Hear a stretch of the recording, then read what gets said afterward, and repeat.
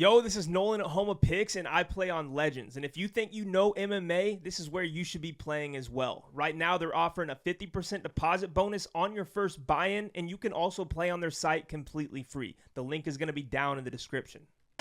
Dan Tom here with Home of Fight, and here with Dan Ige getting ready for his important battle at UFC 318, a BMF-themed card, which we will get to. Of course, he draws Patricio Pitbull Fieri. Dan, last time we talked, man, you said Patricio Pitbull was the guy you wanted. I don't know if the powers that be above or the powers that be above in the UFC or both are working in your favor, sir, but you got it. Yeah, Mystic Dan. Yeah, it was a fight we talked about. When I fought Sean Woodson, Pitbull was in my locker room and Gene Silva was in my locker room. And I just had a feeling I was going to fight one of those two guys. And just the way things played out, him falling short in his debut and, me getting a TKO win over Sean Woodson, I just thought it made sense.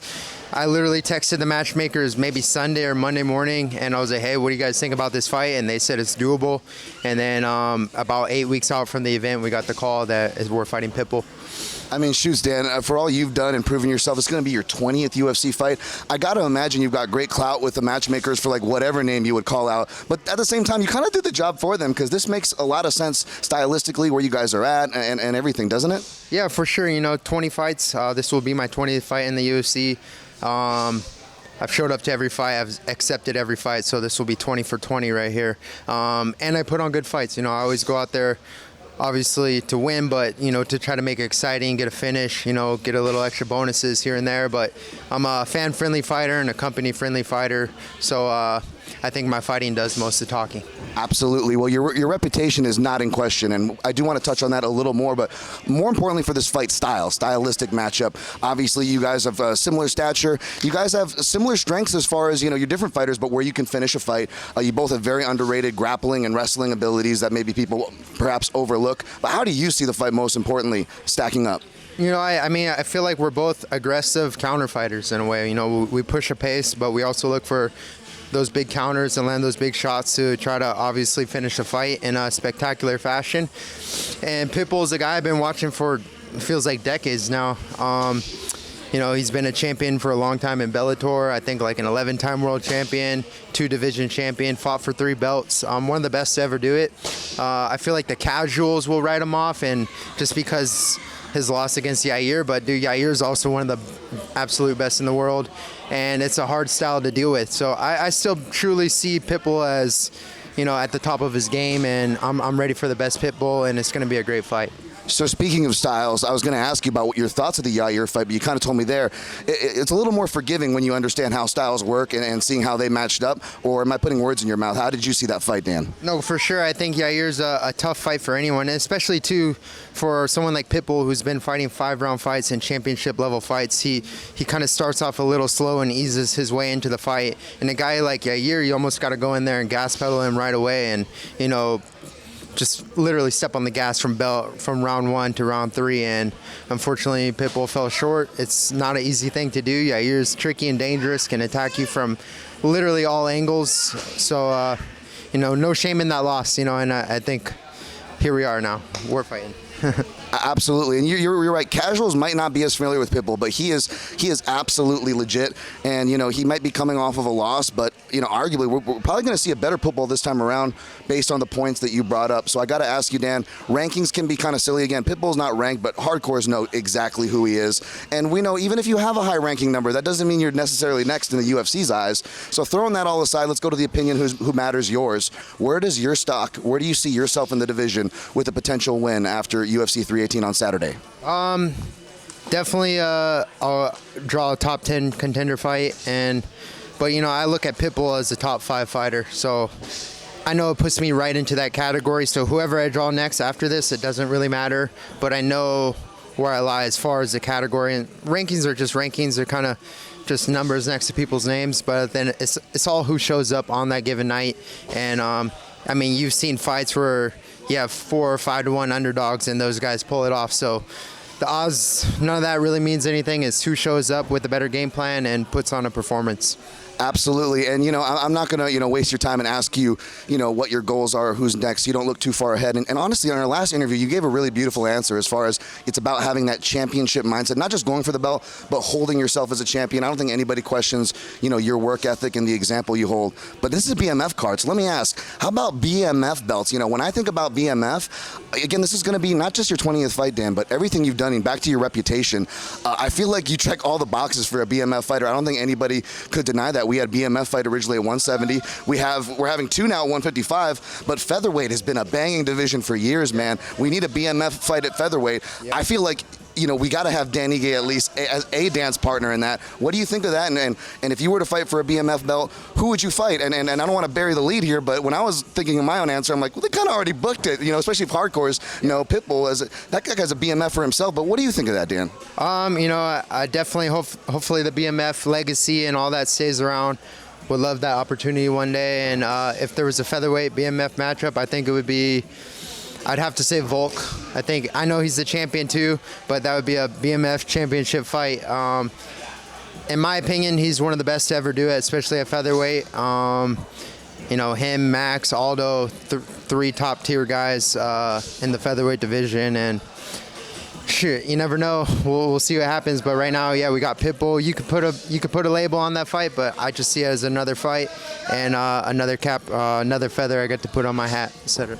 Well, we've spoken about Volkanovski before, and that's as an analyst in a hardcore stream. I would love to see you guys fight under any context, for any belt.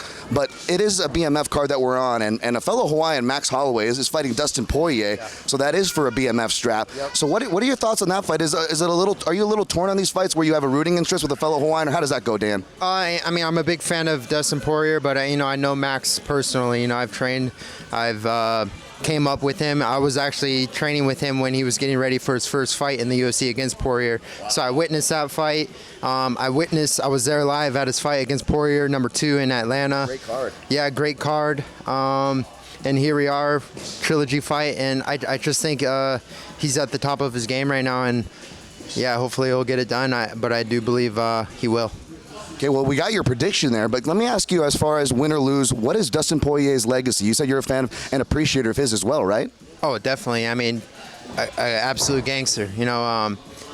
Nothing but respect for that guy. And I've never met him personally or spoken to him, but, just from commentary and stuff, he's had nothing but great things to say about me. So, I love that guy already. And, it does tear you a little bit to see one. I don't want to see any of these guys lose. You never want to see two good guys face each other because one person has to lose. So, man, Dustin's a good guy, but, all the best to him, and he's going to go out, riding into the sunset regardless. Hey, absolutely. And, since we're talking about BMF in the orbit of, guys like Volkanovski and Max who we're talking about, I got to bring up Ilia Topuria. Last time we talked, we spoke about Volkanovski, and I said that there's parallels that I see in your guys' game and progression, and you kind of acknowledge those and how you like to take from the top levels and make it your own. Now, Ilia is another fighter who, shares your kind of similar stature. You guys are obviously different people and fighters, but is there anything that you take from his game? I know he's not in your division anymore, but is there anything that you kind of take from a fighter like that's game with the boxing? And, he comes from the wrestling and jiu-jitsu base like yourself as well. Yeah. No, I definitely, I used to not like that guy just because, I think the language barrier too, like some of the trash talk, I just like, dude, this guy, he's out of his mind. But the more I watch him, I really see how skilled he is. And he's a nice guy in person too. I met him in person, and a lot of takeaways from his game I like to study, especially his patience, his calmness, his composure. I can't imagine that guy's resting heart rate is super low, especially when he's in there competing, and he's just very poised and patient, and obviously has the power to put anyone's lights out. So just little things I could steal from him and add to my own game, and that's all I'm trying to do is just be better, be a better version of myself every single time I step in there. Yeah, well, between you and Nixick, I feel like you guys would be appreciating his footwork and kind of cage craft in there, right? Absolutely. And look at that guy's, every one of his finishes, except for this last one, but they've all been against the barrier, cutting off the cage and finding the finish. But yeah, that last fight against Charles was a beautiful performance. And did you expect him to have that much success going up to 55s, being that you train with 55ers and have fought a similar division? What were your projections for him going up there? Yeah, dude. I mean, at the end of the day, we're all very skilled martial artists, and cutting weight takes a big toll on you. I don't know the percentage, but if, like, think about it, you cut 15 pounds, whatever, the night before you actually compete, like, I wouldn't feel good doing that and then coming in here and spar. Like, it kind of makes no sense, but the less weight you got to cut, I can't imagine you feel a lot better, and I don't know. Yeah. It was a surprise, yeah. No worries. Couple quick predictions related to this, though. Yeah. Ilia, I know Islam's not fighting Ilia next, but Ilia versus Islam, how does that fight go if it were to happen? How would Danny Ige seeing that fight go? That's tough fight, but I'm also very, I'm biased. You know, obviously training with Islam and Khabib and all those guys. I've been around them a lot. Those guys are literally top notch, very, very, very skilled. And, Ilia's a really good grappler too, but I just think Islam's a different level in that clinch fighting and grappling. Obviously, Ilia can touch you and, hurt anyone. So I would have to say Islam in that fight. Well, with the bias, let me rephrase and connect to the second question by saying, who do you think gives Islam a tougher fight? Jack Della Maddalena up at welterweight, his next scheduled opponent, or the previously mentioned Ilia Topuria? The size is something to consider, but then again, it goes back to like 2 questions ago, is like cutting weight. Cutting less weight, you might feel fresher. Dude, I've trained with that guy like when he's 8 weeks out and he's just strong, right. Super strong. So if he could go in there fresh, feeling good, strong, I'm sure Jack Della has to cut some weight, and I just think that would favor Islam in that. And I think he would have an easier time with Jack Della, in my opinion, just because stature, a smaller man, get inside. Ilia, you got to get even small. Like, I don't know, Ilia's just got a good, it's like you have to like come below him even, and just, I don't know. Yeah. I think grapplers would understand when you're trying to say that sometimes grappling the smaller guy isn't the easier thing to do, basically. Yeah. Just get under the tall guy, when they're not so tall on their back, you know what I mean? So. Absolutely. And just a few more questions. Really appreciate time. Obviously, Danny Ige in the middle of camp here, just coming off sparring. What a stud. And weight classes and power, things we're talking about, can be deceptive. Josh Emmett, for example, he was recently quoted saying that, credit to Ilia Topuria, he definitely hit me hard, but he's been hit harder before, and he cited your name. Did you hear that, and what did you make of that? Compliment, if you will. Yeah, it's a nice, refreshing compliment, but at the end of the day, Ilia's the champ for a reason, and I still obviously have some work to do, but it's nice to hear that and know that I'm still getting better, and it's all about footwork and setups, and that's literally what I'm getting better at. It's just how to blend it all, how to blend my footwork, my head movement, my setups, my shots, and essentially, and I'm still training my power, so my power is getting stronger as well, my speed, my athleticism, just being able to put it all together and absolutely become the best version, and that's what I strive to do every single day. So yeah, it was nice to hear that from Emmett, and yeah, we'll see. Well, flip that question around. Who's the hardest puncher that you felt? This might be Cody Salmon, he said. Might be a weird answer, but Bryce Mitchell hit me unknowingly. Like, I don't even know if he knew, like, he hit me, but he literally concussed me in the fight, and he dropped me, and I remember he shot him for a takedown because I don't know if he knew how clean he hit me, and he took me down. Then I whacked my head on the mat. Then I kind of woke up in his guard. I even talked to him after. He said I said some weird words, but that was the hardest I've been hit in a fight. Outside in the gym, there's been some other guys that have probably hit me harder, but in a fight, Bryce Mitchell's hit me the hardest. Speaking of hardest hitters, probably the hardest hitter pound for pound on the planet is Francis Ngannou. Have you seen him around the gym lately? I crossed paths with him a few weeks back. He comes in and out. Always good to see him, chop it up with him, but Francis is always going to be one of those guys, legend forever, and I love that dude, and it's nice when he comes around.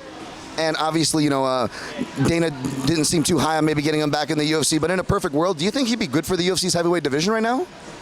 I think so. I understand the beefs and whatnot, but, Francis is a name. I believe, he draws attention, and at the end of the day, that's what the UFC is all about. You know, who brings eyeballs, who brings clicks, who brings money.